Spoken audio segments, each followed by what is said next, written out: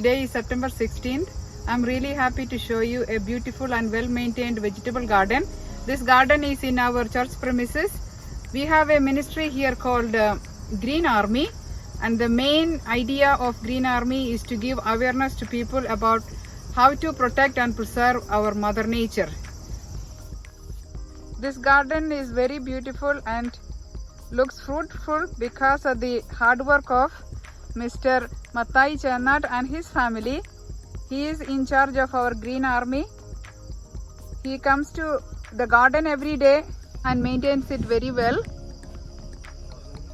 All the vegetables grown here are organic.